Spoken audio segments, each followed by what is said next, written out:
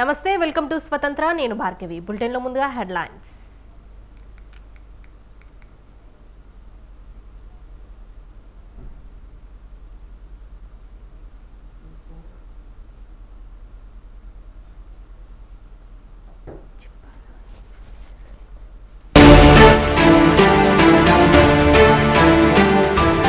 ఢిల్లీలో CM Chandrababu busy కేంద్ర మంత్రులతో వరుస భేటీలు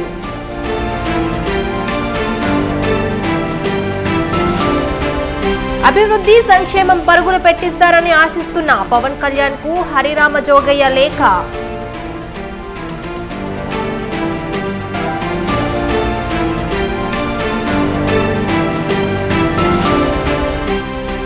ఇది ప్రజల పాలన కాదు అప్రజాస్వామ్య పాలన కాంగ్రెస్ ప్రభుత్వంపై హరీష్ రావు ఫైర్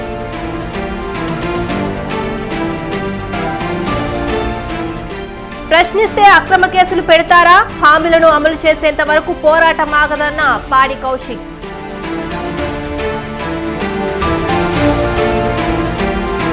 సామరస్యంగా సమస్యలు పరిష్కరించుకోవాలి రెండు రాష్ట్రాల సీఎంలకు నారాయణ సూచన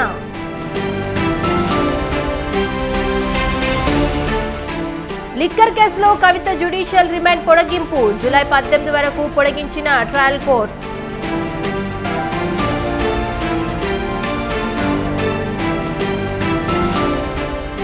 లావణ్యతో రిలేషన్ లో ఉన్నమాట వాస్తవం పెళ్లి చేసుకునే ఉద్దేశం లేదన్న రాజ్ తరుణ్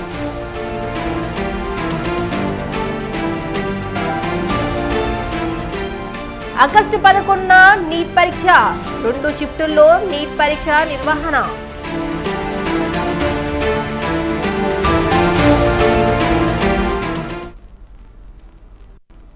రెండు తెలుగు రాష్ట్రాల ముఖ్యమంత్రుల సమావేశానికి రంగం సిద్ధమైంది రేపు హైదరాబాద్లోని ప్రజాభవన్ వేదికగా రెండు రాష్ట్రాల ముఖ్యమంత్రులు రేవంత్ రెడ్డి చంద్రబాబు భేటీ కానున్నారు ఈ నెల 6వ తేదీన భేటీ అవుతామన్న ఏపీ సీఎం చంద్రబాబు ప్రతిపాదనను తెలంగాణ సీఎం రేవంత్ రెడ్డి అంగీకరించారు ఈ క్రమంలో రేపటి భేటీలో ఆ అంశాలపై చర్చ సాగనుంది అనేది ఆసక్తికరంగా మారింది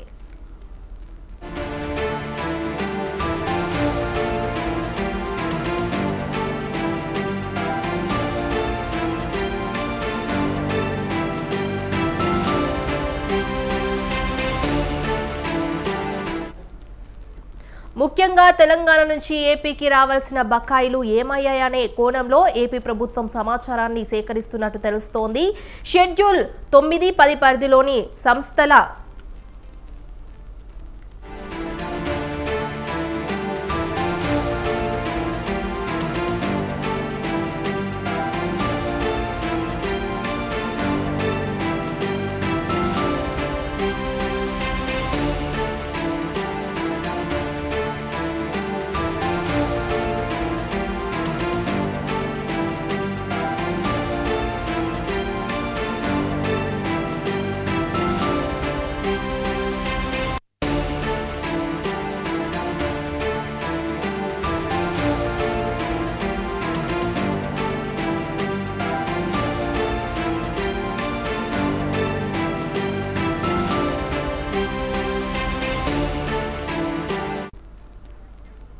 ముఖ్యంగా తెలంగాణ నుంచి ఏపీకి రావాల్సిన బకాయిలు ఏమయ్యాయనే కోణంలో ఏపీ ప్రభుత్వ సమాచారాన్ని సేకరిస్తున్నట్టు తెలుస్తోంది షెడ్యూల్ 9-10 పరిధిలోని సంస్థల విభజన ఆస్తుల పంపకాల వంటివి ఇంకా తేలాల్సి ఉంది రెండు రాష్ట్రాల మధ్య నెలకొన్న నీటి వివాదాలు నదీ జలాల వాటాల గొడవలు డిస్కంలు ఇరిగేషన్ ప్రాజెక్టుల గొడవ వంటివి కూడా సీఎంల భేటీలో వస్తావందుకు తేల్చేలా ఏపీ ప్రభుత్వం సిద్ధమవుతున్నట్టు తెలుస్తోంది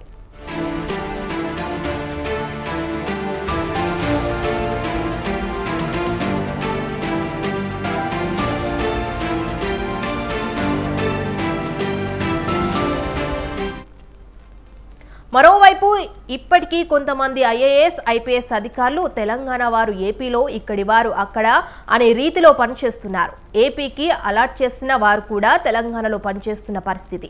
అలాంటి వారి విషయంలో ఏం చేయాలనే దానిపై క్లారిటీ రావాలని రెండు ప్రభుత్వాలు భావిస్తున్నాయి. ఇక ఏపీ నుంచి తమను రిలీవ్ చేయాలని తెలంగాణ ఉద్యోగులు కోరుతున్నారు. ప్రస్తుతం ఏపీలో 712 మంది స్థానికతంగా ఉన్న ఉద్యోగులు పనిచేస్తున్నారు. సచివాలయం హెచ్ఓడీలు 9, 10వ షెడ్యూల్ సంస్థలో పనిచేస్తున్న 224 మంది రాష్ట్ర కేడర్ ఉద్యోగులను కూడా రివీల్ చేయాలని కోరుతున్నారు. ఏపీలోని తెలంగాణ ఉద్యోగులు సీనియారిటీ కోల్పోయినా పర్వాలేదని తమ రాష్ట్రానికి పప్పాలని తెలంగాణ ఉద్యోగులు అంటున్నారు. విభజన జరిగి 10 ఏళ్లైనా స్థానికత ఆధారంగా తమను స్వరాష్ట్రానికి పంపకపోవడంపై తెలంగాణ ఉద్యోగుల ఆవేదన చెందుతున్నారు.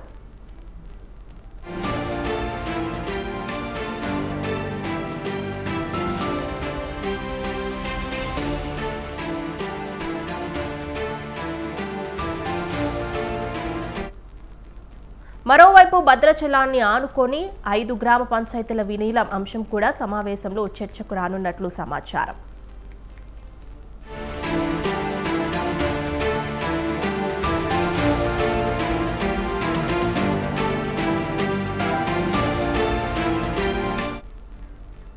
ఇక ఇదే విషయంపై మరింత సమాచారం మా ప్రతినిధి రమేష్ అందిస్తారు ఫోన్ ద్వారా. రమేష్, చెప్పండి. భార్గవి, రేపు ఏపీ ముఖ్యమంత్రి చంద్రబాబు నాయుడు ఈ రోజు ఢిల్లీ పర్యటన ముగించుకొని సాయంత్రం హైదరాబాద్ రానున్నారు. హైదరాబాద్ వచ్చిన తర్వాత రేపు తెలంగాణ ముఖ్యమంత్రి రేవంత్ రెడ్డితో ఏపీ సీఎం చంద్రబాబు సమావేశం కాబోతూ ఉన్నారు. ఇప్పటికే తెలంగాణ సీఎం కి ఏపీ ముఖ్యమంత్రి చంద్రబాబు నాయుడు కూడా లేఖ రాశారు. విభజన సమస్యలు పరిష్కరించుకునేందుకు వీలుగా ఇరు రాష్ట్రాలు కలిసి కూర్చొని మాట్లాడుకుందాం, దీనికి సంబంధించి సమయాన్ని ఇవ్వాలంటూ కూడా ఏపీ ముఖ్యమంత్రి చంద్రబాబు తెలంగాణ ముఖ్యమంత్రి రేవంత్ రెడ్డికి లేఖ రాశారు. ఈ నేపథ్యంలో తెలంగాణ ముఖ్యమంత్రి రేవంత్ రెడ్డి కూడా హై లెవెల్ కమిటీ సమావేశాన్ని నిర్వహించారు. ఈ సమావేశంలో ప్రధానంగా ఏపీ ముఖ్యమంత్రితో ఏ అంశాలు చర్చించాలి అనే అంశాన్ని దానికి సంబంధించి ఒక అజెండాను తయారు చేశారు. ఆ అజెండా తయారు చేసిన తర్వాత ఏపీ ముఖ్యమంత్రితో భేటీ అయ్యేందుకు కూడా తేదీని ఖరారు చేయడం జరిగింది. రేపు రెండు రాష్ట్రాల ముఖ్యమంత్రులు కలిసి కూర్చొని మాట్లాడుకోబోతున్నారు. తెలంగాణలో కాంగ్రెస్ నుంచి రేవంత్ రెడ్డి ముఖ్యమంత్రిగా ఉన్నారు. ఏపీలో టీడీపీ కూటమి మొన్నటి ఎన్నికల్లో అధికారంలోకి వచ్చింది. ఈ ఇద్దరు కూడా మొదటిసారి భేటీ కాబోతూ ఉన్నారు. అధికారికంగా రెండు రాష్ట్రాల మధ్య ఉన్నటువంటి విభజన సమస్యలపైన ప్రధానంగా దృష్టి పెట్టడం జరిగింది. 2014లో ఉమ్మడి ఆంధ్రప్రదేశ్ విభజన జరిగింది. ఆ సందర్భంగా అప్పటి కేంద్ర ప్రభుత్వం రాష్ట్ర విభజన సందర్భంగా హైదరాబాద్ కు సంబంధించి కావచ్చు, అదేవిధంగా హైదరాబాద్ ఉన్నటువంటి ఆస్తులతో పాటు మరికొన్ని అంశాలకు సంబంధించి విభజన చట్టంలో పేర్కొనడం జరిగింది. ప్రధానంగా నీటి వాటాలకు సంబంధించి, అదేవిధంగా హైదరాబాద్ లో ఉన్నటువంటి ఉమ్మడి ఆస్తులకు సంబంధించి, విద్యా సంస్థలకు సంబంధించి ఇలా కీలక అంశాలను కూడా విభజన చట్టంలో పేర్కొన్నారు. అయితే రాష్ట్ర విభజన జరిగి 10 ఏళ్లు గడిచిపోయినప్పటికీ కూడా ఇంతవరకు విభజన సమస్యలు అనేది ఒక కొలిక్కి రాలేదు. గత 10 ఏళ్లుగా విభజన సమస్యల కోసం రెండు రాష్ట్రాల ప్రభుత్వాలు ప్రయత్నాలు చేస్తున్నప్పటికీ వాటికి ఇంతవరకు ముగింపు అనేది ఇంతవరకు రాలేదు. మరోవైపు ఉమ్మడి రాజధానిగా ఉన్నటువంటి హైదరాబాద్ 10 ఏళ్ల కాల పరిమితి కూడా ఇటీవల కాలంలోనే ముగిసింది. ఈ నేపథ్యంలో మిగిలినటువంటి సమస్యలు ఏవైతే ఉన్నాయో ఆ సమస్యల పరిష్కారం దిశగా ఏపీ ముఖ్యమంత్రి చంద్రబాబు నాయుడు చొరవ తీసుకుని తెలంగాణ సీఎం కు లేఖ రాశారు. ఈ నేపథ్యంలోనే ఈ భేటీ జరగబోతుంది. ఇక ప్రధానంగా ఆంధ్రప్రదేశ్ వైపు నుంచి చూస్తే విభజన సందర్భంగా హైదరాబాద్ లో కొన్ని ఉమ్మడి ఆస్తులు ఏపీకి కేటాయించడం జరిగింది. 10 ఏళ్ల పాటు ఉమ్మడి ఆస్తులు అనుభవించడానికి అధికారాన్ని కూడా విభజన చట్టంలో పేర్కొన్నారు. అయితే ఇప్పుడు 10 ఏళ్లు ముగిసినటువంటి నేపథ్యంలో ఆ ఉమ్మడి ఆస్తులకు సంబంధించి ఏం చేయాలనే అంశం పైన ప్రధానంగా చర్చ జరగబోతుందని తెలుస్తోంది. అంతేకాకుండా ఇరిగేషన్ ప్రాజెక్టులకు సంబంధించి కూడా అనేక కీలక అంశాలు ఇంకా పెండింగ్ లో ఉన్నాయి.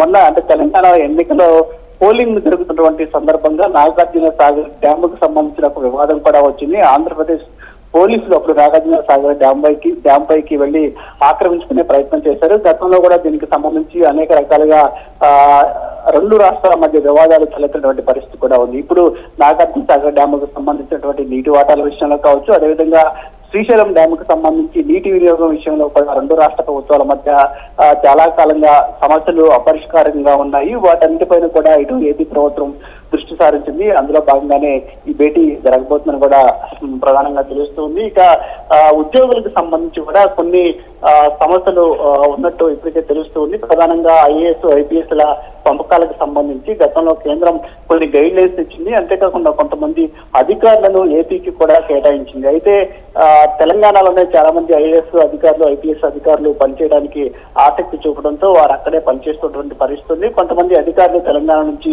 ఏపీకి వచ్చినప్పటికీ ఆ తర్వాత పదవి విరమణ చేసి వెళ్ళిపోయినటువంటి పరిస్థితి కూడా ఉంది. సో ఈ ఐఏఎస్ ఐపీఎస్ అధికారుల విభజనకు సంబంధించి దీనిపై కూడా చర్చించే అవకాశం ఉంది. మరోవైపు ఉద్యోగులు కూడా చాలా మంది ఏపీ క్యాడర్ కి సంబంధించిన వాళ్ళు తెలంగాణ ప్రభుత్వంలో పనిచేస్తూ ఉన్నారు. తమను ఏపీ క్యాడర్ కు పంపించాలని కోరుతున్నప్పటికీ గతంలో తెలంగాణ ప్రభుత్వం వారిని రిలీవ్ చేసినటువంటి పరిస్థితి లేదు. అదే సందర్భంలో ఏపీ క్యాడర్ కు గతంలో తెలంగాణ నుంచి రిలీవ్ అయిన వారిని కూడా కొంతమందిని చేర్చుకున్నటువంటి పరిస్థితి కూడా లేదు. సో ఉద్యోగులకు సంబంధించినటువంటి అంశాలపైన కూడా రేపు ముఖ్యమంత్రుల సమావేశంలో చర్చించే అవకాశం ఉంది. మొత్తంగా అయితే ఉమ్మడి అంశాలు ప్రధానంగా ఇటు ఏపీకి సంబంధించి కావచ్చు తెలంగాణకి సంబంధించిన అంశాలపైన రేపు ప్రధానంగా దృష్టి పెట్టబోతూ ఉన్నారు. విభజన సందర్భంగా ఇచ్చినటువంటి హామీలు ఏవైతే ఉన్నాయో హామీల పరిష్కారం దిశగానే ఈ భేటీ జరిగే అవకాశం ఉందని కూడా చెప్పుకోవచ్చు. 2014 నుంచి 2019 వరకు ఏపీ ముఖ్యమంత్రిగా చంద్రబాబు ఉన్నారు. అప్పట్లో బీఆర్ఎస్ ప్రభుత్వం అధికారంలో ఉంది. ఆ బీఆర్ఎస్ ప్రభుత్వం అధికారంలో ఉన్నప్పుడు కొన్ని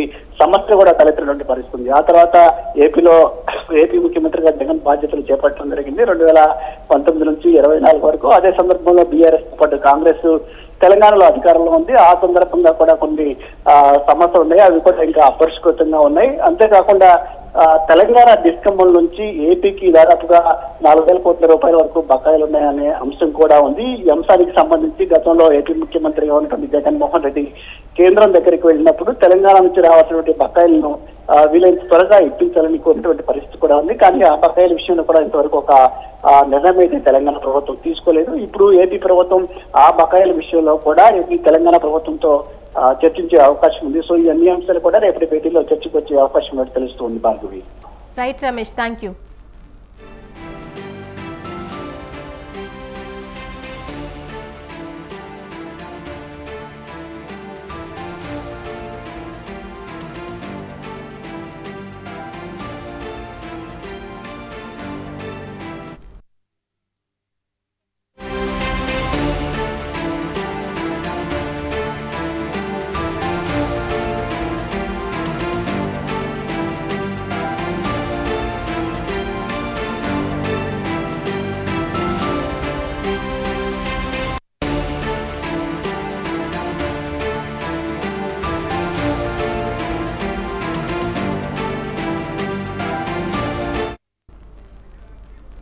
AP deputy CM Pawan Kalyan కు చేకొండి హరిరామ జోగయ్య లేఖ రాశారు. కూటమి ప్రభుత్వంలో రాష్ట్రాన్ని అభివృద్ధి సంక్షేమంలో పరుగులు పెట్టిస్తారని ఆశిస్తున్నానని చెప్పారు. అలాగే కాపులు ప్రధానంగా ఆశిస్తున్న 5% రిజర్వేషన్లు కూటమి ప్రభుత్వంలో అమలు చేస్తారని ఆశిస్తున్నానని తెలిపారు.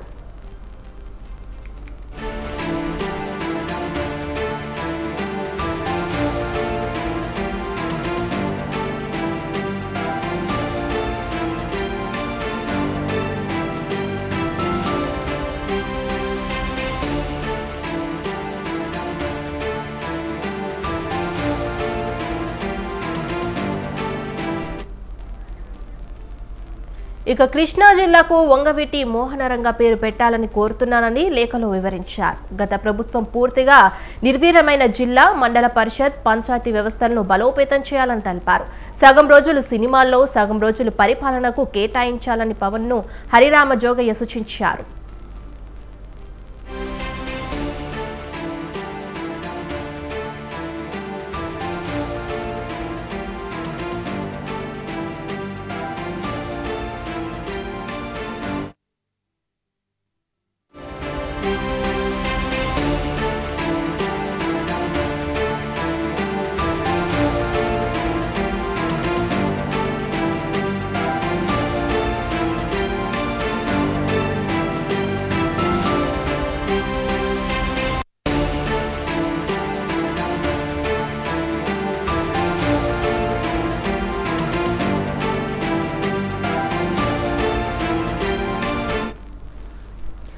వైసీపీ అధినేత జగన్ ని ఆ పార్టీ నేతలు కలిశారు. మాజీ మంత్రి ముద్రగడ పద్మనాభం, మాజీ ఎమ్మెల్యే కాసు మహేష్ రెడ్డి సహా పలువురు నేతలు కలిశారు. ఈ భేటీ పలు కీలక అంశాలపై చర్చించారు. కాగా జగన్ మరోసారి వైఎస్ఆర్ జిల్లాలో పర్యటించనున్నారు. రేపటి నుంచి 3 రోజుల పాటు ఆ జిల్లాలో పర్యటించనున్నారు. రేపు ఉదయం తాడపల్లి నుంచి జగన్ తన పర్యటనకు బయలుదేరతారు. మొదటగా గన్నవరం నుంచి కడప ఎయిర్పోర్ట్ చేరుకొని అక్కడి నుంచి రోడ్డు మార్గంలో పులివెందుల వెళ్తారు. ఈ నెల 8న వైఎస్ రాజశేఖర్ రెడ్డి 75వ జయంతి వేడుకల కార్యక్రమం ఘనంగా నిర్వహించాలని వైసీపీ నిర్ణయించింది.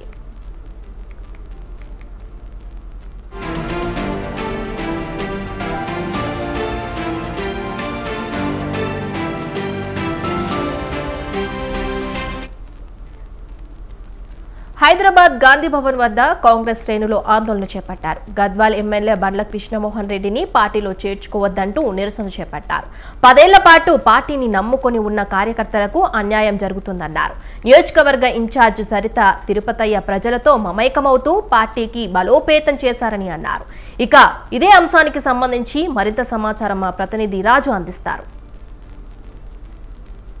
ప్రతిపక్ష బీఆర్ఎస్ పార్టీలో గెలిచినటువంటి ఎమ్మెల్యేలు ఎమ్మెల్సీలు కూడా ఇటు కాంగ్రెస్ పార్టీ వైపు మల్లుతున్నారు. ఆపరేషన్ ఆకర్ష్లో భాగంగా సీఎం రేవంత్ రెడ్డి వరుసగా పావులు కదుపుతూ ఉన్నారు. దానికి నిరసనగా కూడా ఇటు గద్వాల ఎమ్మెల్యే బండ్ల కృష్ణమోహన్ రెడ్డితో కూడా కాంగ్రెస్ పార్టీ చర్చలు జరుపుతూ ఉంది. ఆయన సుముఖంగా ఉన్నారు కాంగ్రెస్ పార్టీలోకి రావడానికి. అయితే ఆయన మీద పోటీ చేసి ఓడిపోయినటువంటి సరిత తిరుపతయ్య కాంగ్రెస్ పార్టీ అభ్యర్థి తీవ్రంగా ఆయన రాకను వ్యతిరేకిస్తూ ఉన్నారు. ప్రధానంగా చెప్పండి సార్, ఎందుకు వ్యతిరేకిస్తూ ఉన్నారు? పార్టీ బలోపేతం అవుతుందని కూడా అధిష్టానం భావిస్తూ ఉంది. అలాగే ప్రభుత్వం పటిష్టం చేసుకోనికే రేవంత్ రెడ్డి చేర్చుకుంటున్నారనేది కూడా ప్రధానంగా చెప్తా ఉన్నారు.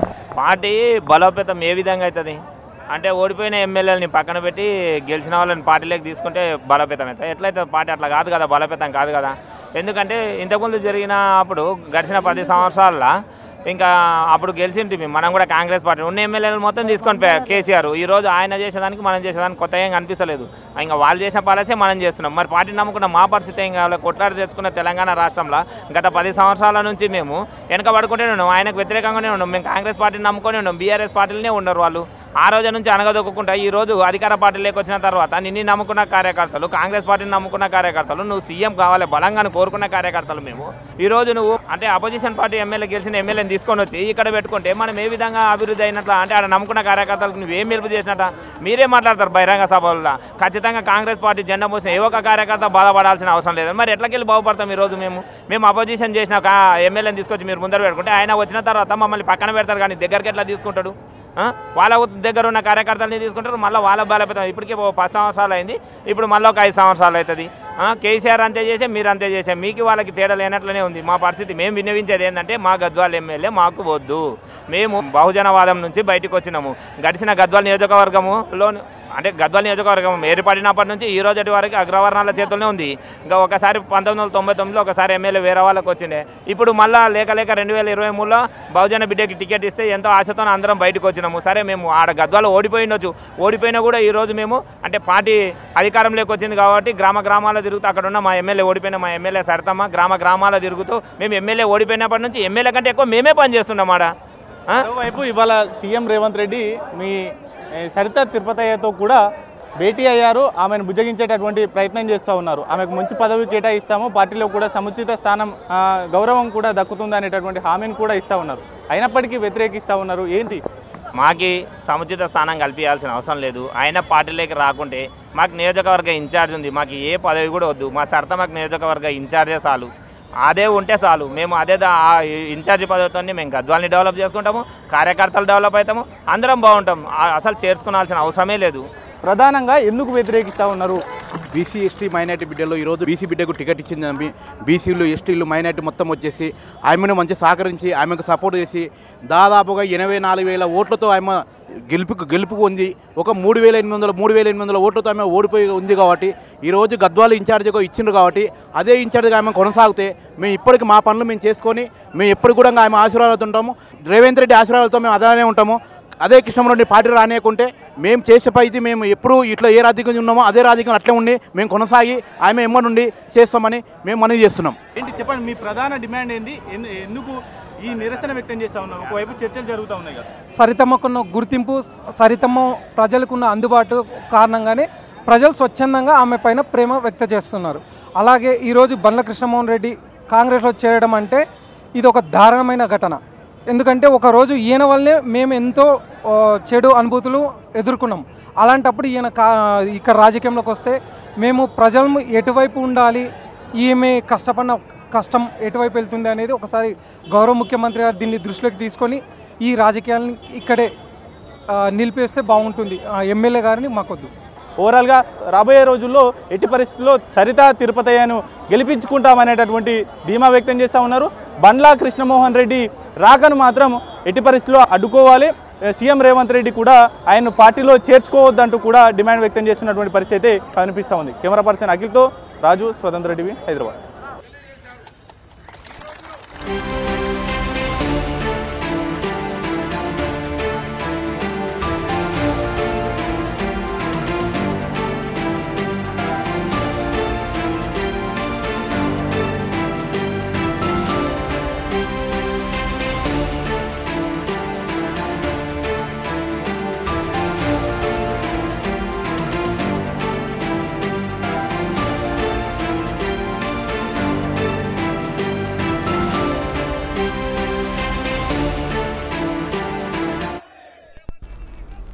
కరీంనగర్ అధికారులపై ప్రివిలేజ్ మోషన్ ఇస్తానని హుజరాబాద్ ఎమ్మెల్యే బాడి కౌశిక్ రెడ్డి చెప్పారు. తాను విద్యాశాఖ సమీక్ష నిర్వహిస్తే జిల్లా విద్యాశాఖ అధికారి ఎంఈఓలపై వేధింపులకు పాల్పడుతున్నారని మండిపడ్డారు.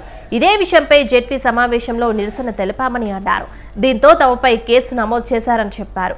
ప్రశ్నిస్తే అక్రమ కేసులు పెడతారా అంటూ నిప్పులు చెరిగారు. 100 కేసులు పెట్టినా భయపడే ప్రసక్తి లేదని తేల్చి చెప్పారు. ఇంకో సంవత్సరం ఆగితే డైరెక్ట్ గా ముఖ్యమంత్రి కాన్వాయ్కే అడ్డం తిరుగుతామని హెచ్చరించారు. నేను భయపడే ప్రసక్తే, మిమ్మల్ని అడిగితే కేసులు పెడతారా? మీరు కేసులు పెడితే నేను భయపడతానా? అరే బిడ్డ, నేను కేసీఆర్ శిష్యుని, నేను భయపడే ప్రసక్తే లేదు. మీరు ఇట్లాంటి 100 కేసులు పెట్టుకున్నా కూడా మీరు ప్రజలకి హామీ ఇచ్చిన 6 గ్యారెంటీలు ఇచ్చే వరకు మేము కేసీఆర్ గారి నాయకత్వంలో ప్రశ్నిస్తూనే ఉంటాం, మిమ్మల్ని అడుగుతూనే ఉంటాం. మీరు 100 కేసులు పెడితే పెట్టుకొని కేసులకు ఎవరు భయపడేటోడు లేడు. మీరు బాగా ఇబ్బంది పెట్టి కేసులు పెట్టినా కూడా మా హుజరాబాద్ నియోజకవర్గ ప్రజల కోసం, తెలంగాణ ప్రజల కోసం మీరు మమ్మల్ని జైల్లో పెట్టినా కూడా జైలు పోవడానికి కూడా నేను సిద్ధంగా ఉన్నా. మీకు కేసులకి భయపడేటోడు కాదు. ఖచ్చితంగా మీ 6 గ్యారెంటీలు ఇచ్చే వరకు నా గొంతు విప్తూనే ఉంటా, మిమ్మల్ని ప్రశ్నిస్తూనే ఉంటా, మీకు అడ్డము తిరుగుతూనే ఉంటా. ఇంకో సంవత్సరం అయితే డైరెక్ట్గానే, ఇండైరెక్ట్గా ఏముండదు. ఇంకా మీరు ఇవ్వకపోతే ఇంకో సంవత్సరం వరకు ఓపెన్గా వెయిట్ చేస్తాం. డైరెక్ట్గా ముఖ్యమంత్రి కాన్వేకి అడ్డం తిరుగుతా ఒక శాసనసభ్యునిగా రాసి పెట్టుకొని మీరు మిమ్మల్ని అడిగితే కేసులు పెడతారా? మీరు కేసులు. ఫార్మా రంగానికి హైదరాబాద్ కేంద్రంగా మారిందని తెలంగాణ ఐటీ శాఖ మంత్రి శ్రీధర్ బాబు అన్నారు. దేశ విదేశాలకు హైదరాబాద్ నుంచి ఎగుమతులు జరుగుతున్నాయని చెప్పారు. పారిశ్రామికవేత్తలకు తమ ప్రభుత్వం అధిక ప్రాధాన్యం ఇస్తోందని తెలిపారు. హైటెక్స్ లో ఇండియన్ ఫార్మాస్యూటికల్ కాన్ఫరెన్స్ లో మంత్రులు భట్టి విక్రమార్క, శ్రీధర్ బాబు, కోమటిరెడ్డిలు పాల్గొన్నారు. పెట్టుబడిదారులకు అన్ని రకాల సౌకర్యం కల్పిస్తామని మంత్రి శ్రీధర్ బాబు అన్నారు. అయితే ఏఐను అందిపుచ్చుకోవటానికి తగిన విధంగా ప్రణాళిక సిద్ధం చేశామని చెప్పారు. It's a pleasure to know the theme of this Congress is role of Indian pharma for welfare of human being. Very interesting, very apt. Post-COVID, post-pandemic, what should be the role of Indian pharma and the welfare of human being will be discussed. Here in Hyderabad, here in Telangana, on the nation as a whole, keeping the global scenario. They were explaining how things should shape and how this Congress over here, which will be meeting with eminent pharma industry leaders who are sitting here. We have here amongst us Mr. Ramkishan Rao Garu, organizing secretary of LOC, and I can see the tall leaders of the dais like Dr. L.A. Krishna Garu, Ramesh Babu Garu, and many industry leaders who are sitting here to have the deliberations, to have the discussions in the day-long discussion how we can really shape up our role in the near future. విద్యుత్ రంగంలో కొత్త విధానాలు తీసుకొస్తామని deputy CM Bhatti Vikramarka అన్నారు. హైదరాబాద్ నుంచి పెద్ద ఎత్తున విదేశాలకు ఫార్మా ఎగుమతులు జరుగుతున్నాయన్నారు. ఫార్మా కస్టమర్లను ఓఆర్ఆర్ వెలుపల ఏర్పాటు చేస్తామని భట్టి 5 ఏళ్లలో 1,00,000 కోట్ల మేర ఫార్మా ఎగుమతులు చేస్తారని తెలిపారు. Hyderabad is the bowl of the pharma industry. And it's a vibrant state and friendly state with an industry. Pharmacies are the backbone of our healthcare system, ensuring the safe and effective use of medications and providing invaluable support to patients, healthcare providers alike. Their expertise not only ensures that medications are administered correctly, but also plays a crucial role in promoting patient safety and wellness, where the Hyderabad is the bowl of the pharma industry. పారిశ్రామికవేత్తలకు తగిన ప్రాధాన్యం ఇస్తామని మంత్రి కోమటిరెడ్డి వెంకటరెడ్డి అన్నారు. గ్రామీణ ప్రాంతాల అభివృద్ధికి పారిశ్రామికవేత్తలు సిఎస్ఆర్లో భాగంగా తోడ్పాటు అందించాలని కోరారు. వైఎస్ హయాంలో ఓఆర్ఆర్ నిర్మించామని కోమటిరెడ్డి, దానివల్ల హైదరాబాద్కు ఎన్నో ఐటీ పరిశ్రమలు వచ్చాయని చెప్పారు. కొత్తగా వచ్చిన మా కాంగ్రెస్ ప్రభుత్వం రీజనల్ రింగ్ రోడ్ తో క్లస్టర్ జోన్ గా ఏర్పాటు చేస్తూ రాబోయే 3-4 months లోనే ఒక డిపార్ట్మెంట్ ద్వారా అవన్నీ కూడా వర్క్స్ కూడా స్టార్ట్ చేయబోతున్నామని చెప్పి మీ అందరికి ఇక్కడికి వచ్చిన ఫార్మాసిటికల్ కంపెనీస్ వారందరికి కూడా తెలియజేసుకుంటూ 32 acres ఫైండ్ అవుట్ చేసి ఒక స్కిల్ యూనివర్సిటీని ఏర్పాటు చేయాలని 20 days బ్యాక్ నాక్ లో సీఎం గారు నేను నాక్ కమ్స్ అండర్ R&B డిపార్ట్మెంట్, దాన్ని కూడా ఫార్మల్ గా రాజీవ్ గాంధీ స్కిల్ యూనివర్సిటీ ఏర్పాటు చేయాలని కొన్ని గైడ్ లైన్స్ కూడా తీసుకొని మీ అందరి కోఆపరేషన్ తో కూడా దాన్ని కూడా ఏర్పాటు చేయాలని నిర్ణయించుకున్నాం. ఇక్కడ ఉన్న ఫార్మా కంపెనీస్ వారికి కూడా on behalf of Telangana government, not only as we are building TIMS hospitals about 8,000 crores తోని వరంగల్ లో అలాగే హైదరాబాద్ లో super speciality hospital almost all 40-50% construction అయింది. దాంతో రూరల్ లో ఉండే పేద ప్రజలకు ఫ్రీగా ఆరోగ్యశ్రీ కూడా 10 lakhs వరకు ఇచ్చే విధంగా మా న్యూ కాంగ్రెస్ గవర్నమెంట్ వచ్చిన తర్వాత ఒక డిసిషన్ తీసుకున్నాం. కొత్తగా వచ్చిన మా కాంగ్రెస్ ప్రభుత్వం రీజనల్ రింగ్ రోడ్ తో క్లస్టర్ జోన్ గా ఏర్పాటు చేస్తూ రాబోయే 3-4 months లోనే ఒక డిపార్ట్మెంట్ ద్వారా అవన్నీ కూడా వర్క్స్ కూడా స్టార్ట్ చేయబోతున్నామని చెప్పి ఫార్మాసిటికల్ కంపెనీస్. సిద్దిపేట జిల్లా ఉస్నాబాద్ మండలంలోని పోతారం మహాత్మా జ్యోతిరావు పూలే గురుకుల పాఠశాలను మంత్రి పొన్నం ప్రభాకర్ ఆకస్మిక తనిఖీలు చేశారు. విద్యార్థులతో ముచ్చటించి సమస్యలను అడిగి తెలుసుకున్నారు. ఏ సమస్య ఉన్నా తన దృష్టికి తీసుకురావాలని తెలిపారు. నాణ్యమైన భోజనం అందించాలని సిబ్బందికి సూచించారు. ఉపాధ్యాయులు ఇంటర్నేషనల్ స్కూళ్లతో పోటీ పడేలా ఇంగ్లీష్లో విద్యను అందించాలని, పిల్లలకు కూడా ఇంగ్లీష్లోనే మాట్లాడడం అలవర్చాలన్నారు. విద్యార్థులతో కలిసి మధ్యాహ్న భోజనం చేశారు. ఇక స్కూల్లో విద్యుత్ సమస్య లేకుండా చూసుకోవాలని, ప్రహారీ గోడ నుండి కుక్కలు రాకుండా చూసుకోవాలని పాఠశాల సిబ్బందికి ఆదేశించారు.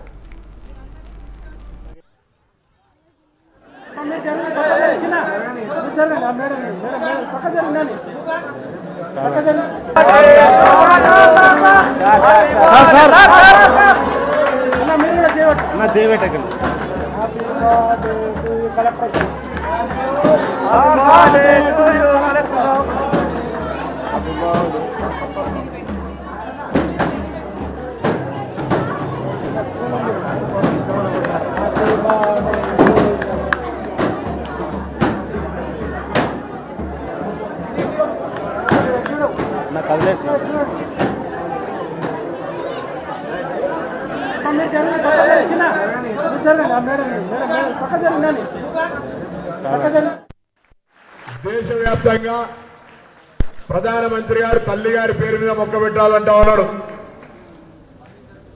మిగతా చాలా రకాలుగా మంది ఎవరికి ఇష్టమైన పేర్ల మీద వారు మొక్కలు నాటండి. ఏది ఏమైనా సరే మన ఇష్టమా, మన వాళ్ళ పేరు మీద ఇష్టంతో, కానీ మొక్క నాటడంతో పాటుగా పెరిగి దాన్ని పెంచడం కూడా బాధ్యత తీసుకొని ఈరోజు మనం అందరం కూడా భాగస్వాములకు కావాలి.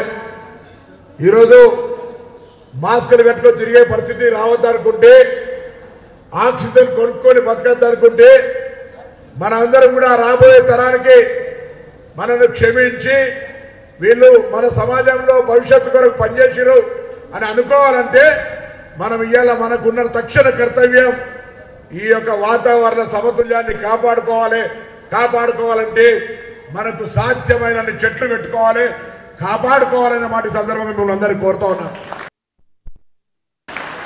దేశవ్యాప్తంగా ప్రధానమంత్రి గారు తల్లి గారి పేరు మీద మొక్క పెట్టాలంటా ఉన్నాడు.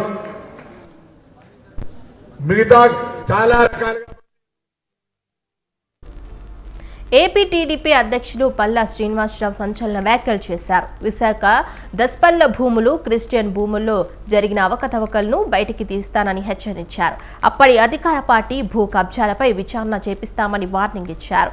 ఈవీఎం ధ్వంసం చేసి క్రిమినల్ని జగన్ కలవటం సిగ్గుచేటు అంటూ ఆగ్రహం వ్యక్తం చేశారు. ఇక గత 10 ఏళ్లలో అన్ని వ్యవస్థలను నిర్వీర్యం చేసి చరిత్ర జగన్దే అని విమర్శించారు. జైల్లో ఉన్న పిండ్లెన్నెల్లి కలవటానికి మాత్రం చార్టెడ్ ప్లేట్లో వెళ్లి పరామర్శించడం నిప్పులు చెరిగారు. సిఐ గారి పైన దౌర్జన్యం చేసినటువంటి వ్యక్తిని వెళ్ళి మీరు పరామర్శిస్తున్నారంటే మీరు ప్రజలకు ఎటువంటి మెసేజ్ పాస్ చేస్తున్నారో ఒకసారి సమాధానం చెప్పాల్సినటువంటి అవసరం ఉంది. ఎందుకంటే ఒక పార్టీ ఉందంటే ఆ పార్టీ ఆదర్శంగా ఉండాల్సినటువంటి అవసరం ఉంది. ఆ పార్టీ అధ్యక్షులు కూడా ప్రజల యొక్క ఆలోచనలకు అనుగుణంగా వెళ్లాల్సినటువంటి అవసరం ఉంది. ముఖ్యంగా వాళ్ళు వేసే ప్రతి అడుగు కూడా ప్రజలు గమనిస్తూ ఉంటారు.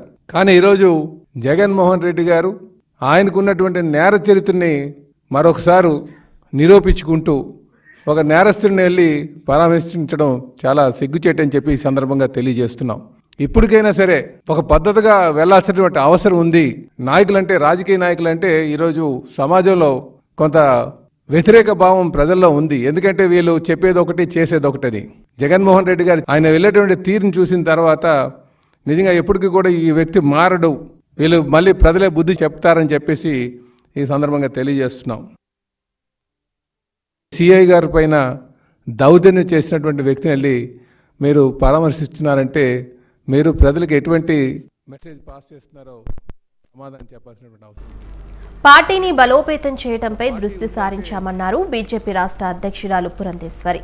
శ్యామప్రసాద్ ముఖర్జీ జయంతి వరకు మొక్కలు నాటాలని జాతీయ స్థాయిలో పార్టీ నిర్ణయం తీసుకుందన్నారు. సమాజంలో ఉండే అన్ని అంశాలపై కూడా బీజేపీ ఏకాగ్రత పెట్టిందని తెలిపారు. ప్రకృతిని తల్లిగా భావిస్తామని, అందుకే అమ్మ కోసం మొక్క అనే పేరుతో జాతీయ స్థాయిలో ఈ కార్యక్రమం నిర్వహిస్తున్నట్లు తెలిపారు.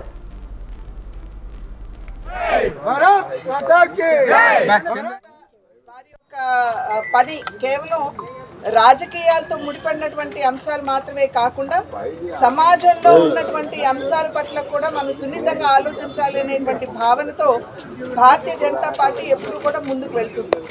ఇప్పుడు పర్యావరణ మార్పు వలన ఏదైతే ప్రజలు ఇబ్బంది పడుతున్నారు, ప్రత్యేకించి రైతులకి పడవలసిన సమయంలో వర్షాలు లేవు, అసలు పడకూడనటువంటి సమయంలో అత్యధిక మోతాదులో వర్షం పడటం అంటే అతివృష్టి అనావృష్టి ఈ రకమైనటువంటి పర్యావరణ మార్పు మనం చూస్తున్నటువంటి సందర్భంలో పర్యావరణ పరిరక్షణ కూడా రాజకీయాల్లో రాజకీయ పార్టీలు బాధ్యతగా గుర్తించి ఆ దిశగా శ్యామప్రసాద్ ముఖర్జీ గారి జయంతి ఈ పక్షం రోజులు కూడా మొక్కలు నాటాలి అనేటువంటి నిర్ణయం భారతీయ జనతా పార్టీ చేసినటువంటి సందర్భంలో ఢిల్లీలో ఆల్రెడీ మేము నిర్వహించాము. ప్రతి ఒక్కరూ మొక్కలు నాటి పర్యావరణ పరిరక్షణకి పూనుకోవాలి అని చెప్పి అభ్యర్థిస్తున్నారు. పార్టీ యొక్క బాధ్యత వారి యొక్క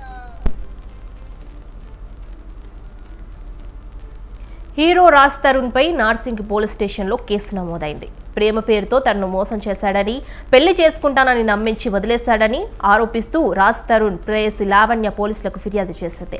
11 ఏళ్లుగా రిలేషన్షిప్లో ఉన్నామన్న లావణ్య రాజ్ తరుణ్ గుడిలోకి పెళ్లి చేసుకుంటూ ఫిర్యాదులో పేర్కొంది. అయితే తరుణ్ నటిస్తున్న సినిమాలో హీరోయిన్తో ఆఫర్ పెట్టుకొని తనను వదిలేశాడని ఆగ్రహం వ్యక్తం చేసింది. ప్రేమ పేరుతో అమ్మాయిలను వంచి మోసం చేసే రాజ్ తరుణ్ పై చర్యలు తీసుకోవాలని కోరింది.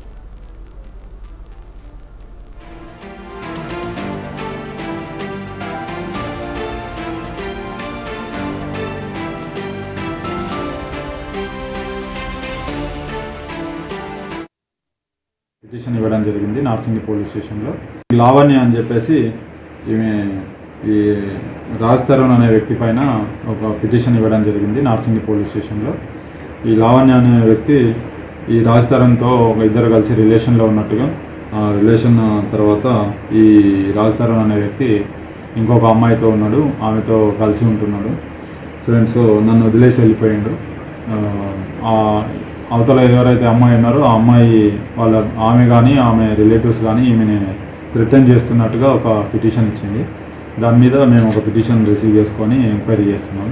ఎంక్వైరీలో ఆమె ఇచ్చిన దానికి అలిగేషన్స్కి ఏమన్నా ఎవిడెన్స్ కానీ అది కానీ ఉంటే యాజ్ పర్ ప్రొసీజర్ ఏముందో అది ఫాలో అయ్యి ఇన్వెస్టిగేషన్ చేస్తాం. లావణ్య అని చెప్పేసి ఈమె ఈ రాజ్ తరుణ్ అనే వ్యక్తి పైన ఒక పిటిషన్ ఇవ్వడం జరిగింది. మాజీ కేంద్ర మంత్రి దివంగత రామ్ విలాస్ పాస్వాన్ 78వ జయంతి వేడుకలను లోక్ జనశక్తి పార్టీ రాష్ట్ర కార్యాలయంలో ఘనంగా నిర్వహించారు. పార్టీ రాష్ట్ర అధ్యక్షులు కొమ్మినేని వికాస్ ఆధ్వర్యంలో ఈ వేడుకలను నిర్వహించారు. రామ్ విలాస్ పాస్వాన్ గర్వించదగ్గ దళిత నేతగా ఎదిగారని, ప్రజాసేవకు తప్పించే నేత అని ఈ సందర్భంగా కొమ్మినేని వికాస్ అన్నారు.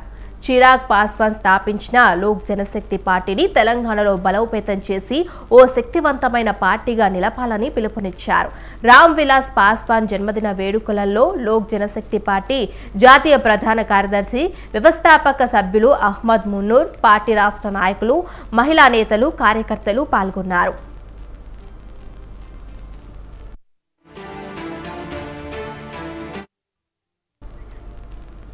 సీజనల్ వ్యాధుల పట్ల ప్రజలు అప్రమత్తంగా ఉండాలని పిలుపునిచ్చారు ఎమ్మెల్యే బత్తుల బాలరామకృష్ణ.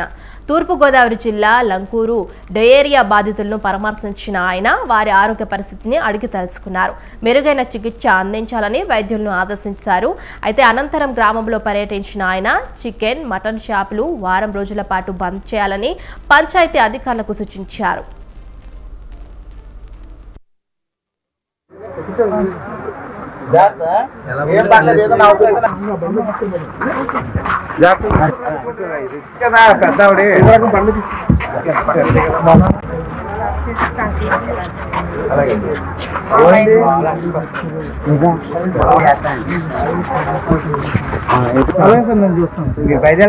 అక్కడ పెడితే కొంచెం పెద్దవాడు కదా బాగా 80 ఏంటి వాడలో దగ్గర తీసుకోండి, అక్కడ షిఫ్ట్ చేసేయండి.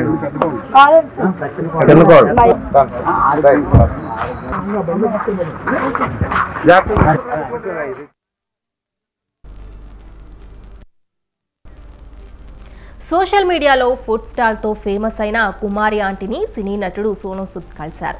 హైదరాబాద్కు వచ్చిన ఆయన కుమారి ఆంటీ ఫుడ్ స్టాల్ సందర్శించి ఆమెను అభినందించారు. కరోనా సమయంలో చాలా మందికి సహాయం చేసి అప్పటి వరకు విలన్గా పేరు తెచ్చుకున్న సోనూ సూద్ ఒక్కసారిగా హీరోగా మారిపోయారు. తాను ఇప్పుడు కుమారి ఆంటీతో ఉన్నానని, ఆమె గురించి చాలా విన్నానని సోనూ సూద్ చెప్పుకొచ్చాడు. ఆమె తనను తాను ఈ స్థాయికి తెచ్చుకుందని, ఉమెన్ ఎంపవర్మెంట్కి నిజమైన అర్థం ఇదేనని అన్నారు. కుటుంబాల కోసం స్త్రీలు ఎంత కష్టపడతారనేది కుమారి ఆంటీ సజీవ సాక్ష్యమని సోనూ సూద్ అన్నారు. हेलो राम से सो नाइस लॉटरी लगे हमारा यार आंटी कुमारी आंटी। अगर आप फ्री बोलोगे तो मैं हर रोज आएगा खाने के लिए। कुमारी आंटी जी कैसा लग रहा है आज आपको? अच्छे अच्छा है, बहुत अच्छे। तो आज के वेज है नॉन वेज है कि दोनों है? पूरा आदमी है, पूरा है, वेज नॉन वेज दोनों है? क्या आदमी को भी बना दिया? थोड़ा थोड़ा थोड़ा थोड़ा हिंदी बहुत अच्छा है, कोई बात नहीं, आपका हिंदी बहुत अच्छा है। नॉन वेज है, वेज है, वेज है, वेज है, नॉन वेज है। तो कुमारी आंटी के हाथ का वेज भी है नॉन वेज भी है। मैं तो वेजिटेरियन हूँ। और कुमारी आंटी कितने का एक प्लेट? एक plate veg 80 rupees, veg 80 rupees और नॉन वेज 120 रुपीस। 120 रुपीस। तो भैया मैं तो 80 रुपीस वाला कस्टमर हूँ, तो जो 80 रुपीस का वेजिटेरियन है मेरे लिए कितने का डिस्काउंट है? సోషల్ మీడియాలో ఫేమస్ అయిన కుమారి ఆంటీ ఫుడ్ స్టాల్ కి సోనూ సూద్ వెళ్లారు. తాను వెజిటేరియన్ తింటానని ప్లేట్ ఎంత అని అడిగితే కుమారి ఆంటీ 80 రూపాయలని చెప్పింది. అయితే తనకి ఎంత డిస్కౌంట్ ఇస్తానని అడిగగా సోనూ సూద్ కైతే ఫ్రీగానే పెడతానని చెప్పుకొచ్చింది. ఫ్రీగా పెడతానంటే రోజు వస్తానని సోనూ సూద్ అనగా ఎంతో మందికి సాయం చేసిన మీకు మేము ఎంత పెట్టినా తక్కువే అని కుమారి ఆంటీ చెప్పుకొచ్చింది. ఈ సందర్భంగా కుమారి ఆంటీని సోనూ సూద్ సత్కరించారు. Kumari aunty, you know, we have heard a lot about her. She is a self-made lady. We talk about women empowerment. We talk about how everyone should work hard for the families. Kumari aunty is the best example. And all the people, all the ladies, all the women across the country, whoever is, going through tough times, she should be an example to follow, that how you can work hard and do good for the family. So now I am with Kumari Aunty. You know, we have heard a lot about her. She is a self-made lady. We talk about women empowerment. We talk about how everyone should work hard for the families. Kumari Aunty is the best example. And all the people, all the ladies, all the TDP హయాంలో భవనాల నిర్మాణం వేగంగా జరిగిందని AP assembly speaker Ayyanna Patrudu అన్నారు. YCP పాలనలో నిర్మాణాలు ఒక అంగుళం కూడా ముందుకు పడలేదని విమర్శించారు. అమరావతి రాజధాని ప్రాంతంలో స్పీకర్ చింతకాయల అయ్యన్న పాత్రుడు పర్యటించారు. అసెంబ్లీ ప్రాంగణంలోని మీడియా హాల్ నిర్మాణాలు, ఎమ్మెల్యే క్వార్టర్స్, ఇతర నిర్మాణాలను ఆయన పరిశీలించారు. అసెంబ్లీలో అసంపూర్తిగా ఉన్న లైబ్రరీ, డైనింగ్ హాల్ తక్షణమే చేపట్టాలని సిఆర్డీఏ కమిషనర్ను ఆదేశించారు. అసెంబ్లీ భవనాలకు కనీసం సున్నం కూడా వైసీపీ ప్రభుత్వం వేయలేదని స్పీకర్ అన్నారు. 9 నెలల్లో ఎమ్మెల్యే, ఎమ్మెల్సీ భవనాలు పూర్తి చేయాలని స్పీకర్ చెప్పారు. డబ్బులు ఇవ్వలేదన్న, ఈ అసెంబ్లీకి కూడా డబ్బులు ఇవ్వకపోతే ఎవరు చెప్పుకుంటారండి, ఎవరితో మాట్లాడతారండి? అంటే ఇప్పుడు మన కమిషనర్ గారిని అడిగి ఇమీడియట్గా వైట్ వాష్, వర్షం పడితే లీకేజీలు ఉన్నాయి, అది పక్కన బిల్డింగ్ చూసాం, పక్కనే ఆ బిల్డింగ్ కూడా ఎనెక్స్ బిల్డింగు, ఆ బిల్డింగ్లోనేమో ప్రెస్ వాళ్ళకు మీడియా పాయింట్, మంచి లైబ్రరీ. నా ఉద్దేశం ఏంటంటే హైదరాబాద్లో లైబ్రరీ ఉంది. నేను మొట్టమొదటి ఎమ్మెల్యే 83 అయ్యా, అప్పుడు నాకు అసెంబ్లీ తెలియదు, రూల్స్ తెలియదు. అంచేత ఆల్రెడీ చంద్రబాబు నాయుడు గారు మంచి బ్యూటిఫుల్ ప్లాన్ చేశారు. ఇక చూశాను, ఫస్ట్ టైం రావడం నేను, ముందు వచ్చారు కానీ రోడ్డు మీద వెళ్ళిపోయాను. నేను ఒక స్పీకర్ హోదాలో ఫస్ట్ టైం రావడం జరిగింది. చాలా ప్యారిస్ ఒలింపిక్స్ 2024లో ఏపీ నుంచి జ్యోతి ఎర్రజీ, జ్యోతికా శ్రీలు ప్రాతినిధ్యం వహించడం గర్వంగా ఉందని మంత్రి లోకేష్ ట్వీట్ చేశారు. ఏళ్ల తరబడి చేసిన శ్రమకు ఫలితం లభించే సమయం ఇప్పుడు వారికి వచ్చిందన్నారు. వారు తమ ఒలింపిక్ మెడల్ను కళకు అంకిత భావంతో నిజం చేసుకుంటారని భావిస్తున్నానని చెప్పారు.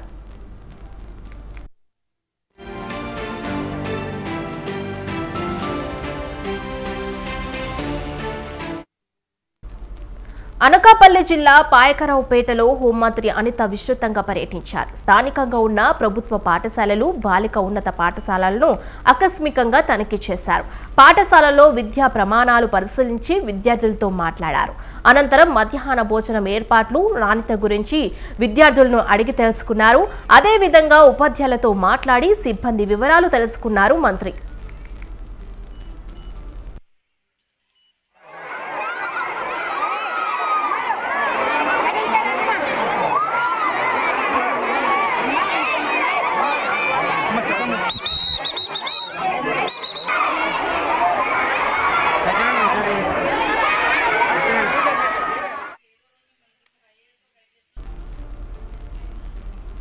వేములవాడ ప్రభుత్వ ఏరియా ఆసుపత్రిలో ఎంతో హంగు ఆర్భాటాలతో ఏర్పాటు చేసిన సిటీ స్కాన్ సేవలు రోగులకు అందని ద్రాక్షగా మారాయి. సిటీ స్కాన్ కోసం ప్రభుత్వ ఆసుపత్రికి వచ్చిన రోగులు నిరాశతో వెనుదిరుగుతున్నారు.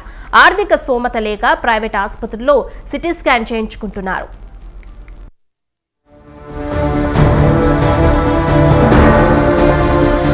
వేములవాడ ప్రభుత్వ ఏరియా ఆసుపత్రికి వచ్చే పేద రోగుల సౌకర్యార్థం హెచ్డిఎఫ్సి బ్యాంక్ సహకారంతో 2 ఏళ్ల క్రితం ప్రభుత్వ ఏరియా ఆసుపత్రిలో సిటీ స్కాన్ ఏర్పాటు చేశారు.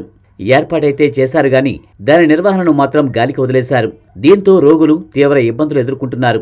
సాధారణంగా మనకు ఎలాంటి ఆరోగ్య సమస్యలు వచ్చినా ప్రస్తుత పరిస్థితుల్లో సిటీ స్కాన్ తీయడం అనేది సర్వసాధారణమైంది.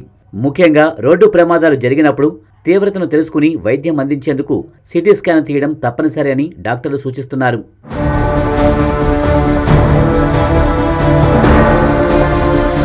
అత్యవసర పరిస్థితుల్లో తీవ్ర గాయాలతో సిరిసిల్ల జిల్లా కేంద్రంలోని ప్రభుత్వ ఆసుపత్రికి లేదా సమీపంలోని ఏదైనా ప్రైవేటు ఆసుపత్రులకు వెళ్లాల్సిన పరిస్థితులు ఏర్పడ్డాయి. పేద ప్రజలు సిటీ స్కాన్ తీసుకోవాలంటే ఆమడ దూరం నడిచి వెళ్తూ ప్రాణాల మీదకు తెచ్చుకుంటున్నారు.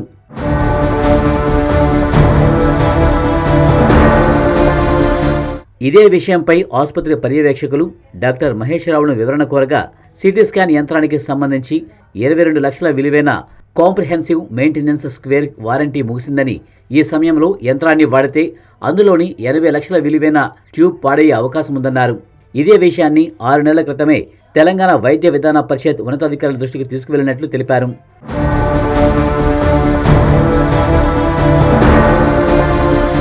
ఇప్పటికైనా అధికారులు స్పందించి వేములవాడ ప్రభుత్వ ఏరియా ఆసుపత్రిలో సిటీ స్కాన్ సేవలను పునరుద్ధరించాలని, సిటీ స్కాన్ యంత్రాన్ని బాగు చేయించి పేదలకు అందుబాటులోకి తేవాలంటూ స్థానికులు కోరుతున్నారు. తెలంగాణలో ఫోన్ ట్యాపింగ్ మంటలు చల్లారటం లేదు. ఈ కేసుపై తెలంగాణ హైకోర్టులో విచారణ సందర్భంగా తెలంగాణ ప్రభుత్వం కౌంటర్ దాఖలు చేయడంతో పలు ఆసక్తికర అంశాలు వెలుగులోకి వచ్చాయి. ఇంటెలిజెన్స్ బ్రాంచ్ మాజీ చీఫ్ ప్రభాకర్ రావు ప్రధాన నిందితుడిగా ఉన్న ఈ కేసులో నవీన్ రావు హస్తం ఉన్నట్లు దర్యాప్తు అధికారులు గుర్తించారు.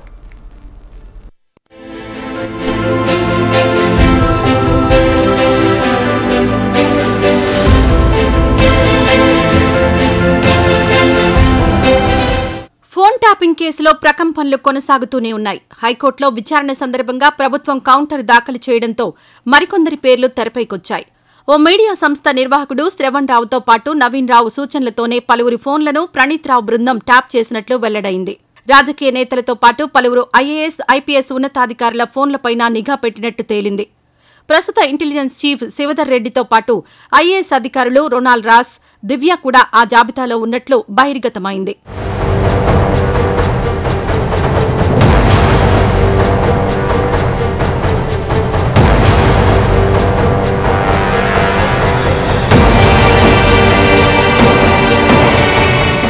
ఈ కేసులో 4 పోలీసు అధికారులను అరెస్ట్ చేశామని, 4 ఇళ్లలో సోదాలు కూడా చేశామని పోలీసులు వెల్లడించారు. పరారీలో ఉన్న ఓ పోలీసు అధికారి ఇంట్లో తనిఖీలు చేసి వస్తువులను సీజ్ చేశామన్నారు. అంతేకాదు ఓ రిటైర్డ్ ఐజీ ఇంట్లో రైడ్స్ చేయగా ఆయన ఇల్లు ఖాళీ చేసి వెళ్లిపోయారన్నారు.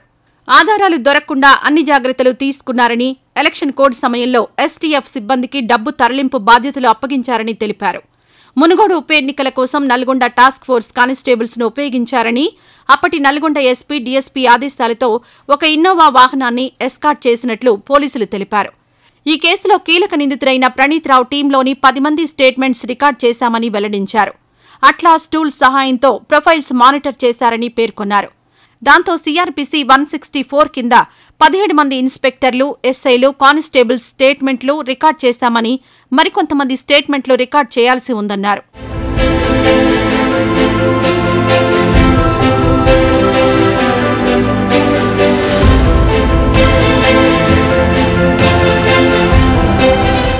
మూసీ నుండి హార్డ్ డిస్క్లు స్వాధీనం చేసుకున్నా కూడా అందులో ఎలాంటి డేటా గుర్తించబడలేదన్నారు.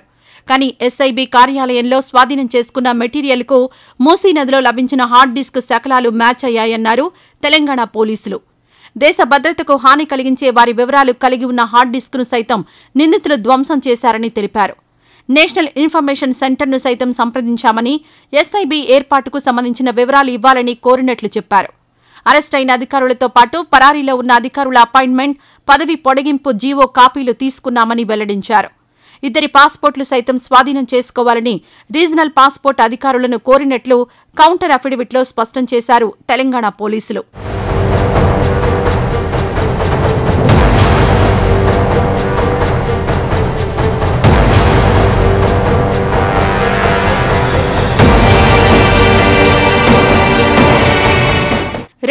లో జారీ చేసిన జీవో 18 పత్రాలను స్వాధీనం చేసుకున్నామని తెలంగాణ పోలీసులు హైకోర్టుకు తెలిపారు.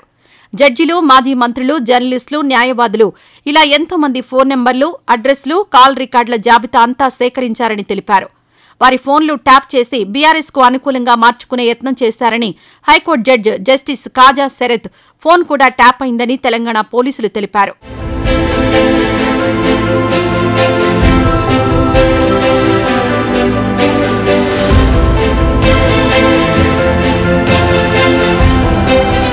ప్రస్తుత సీఎం రేవంత్ రెడ్డితో పాటు ఆయన కుటుంబ సభ్యులు, సన్నిహితుల సంభాషణలను ప్రణీత్ బృందం ఇంటర్సెప్ట్ చేసిందని తెలిపారు. రాజకీయ నేతల ప్రొఫైళ్లను తయారు చేయడంతో పాటు వారి కాల్ డేటా రికార్డింగ్ సమాచారాన్ని ప్రణీత్ రావు తన వ్యక్తిగత ల్యాప్టాప్లో భద్రపరిచినట్లు వెల్లడించారు. 2022 అక్టోబర్లో వెలుగులోకొచ్చిన బీఆర్ఎస్ ఎమ్మెల్యేల కొనుగోలు వ్యవహారం అక్రమ ఫోన్ ట్యాపింగ్ ద్వారానే బహిర్గతమైంది. ఢిల్లీకి చెందిన రామచంద్ర భారతి, తిరుపతికి చెందిన సింహయాజీ స్వామితో కోరే నందన్ కుమార్ మాట్లాడిన ఫోన్ కాల్స్ ను ప్రణీత్ దొంగచాటుగా విన్నారు. ఆ సమాచారాన్ని తన పెన్ డ్రైవ్లో కాపీ చేసి ప్రభాకర్ రావుకు అందించారు. అనంతరం ఆ సమాచారం ఆధారంగానే వారిని ట్రాప్ చేసి పట్టుకున్నట్లు తెలుస్తోంది.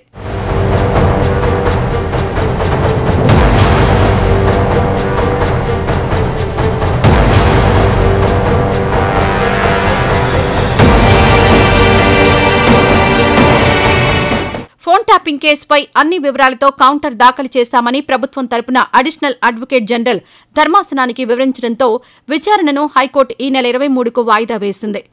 మరోవైపు ఫోన్ ట్యాపింగ్కు ఆదేశించే అధికారం రాష్ట్ర ప్రభుత్వాలకే ఉందని కేంద్ర ప్రభుత్వం హైకోర్టుకు నివేదిక ఇచ్చింది.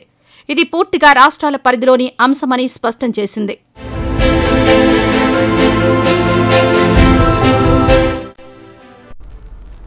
మేడ్చల్ కలెక్టర్ గౌతమ్ మల్కాజ్గిరి ప్రభుత్వ ఆసుపత్రిని ఆకస్మికంగా తనిఖీ చేశారు. ఆసుపత్రి మొత్తం తనిఖీ చేసి అక్కడున్న సమస్యలు DMHO ద్వారా అడిగి తెలుసుకున్నారు. అనంతరం త్వరలోనే ఆసుపత్రిలోని సమస్యలన్నింటినీ పరిష్కరిద్దామని సోమవారం తెలిపారు.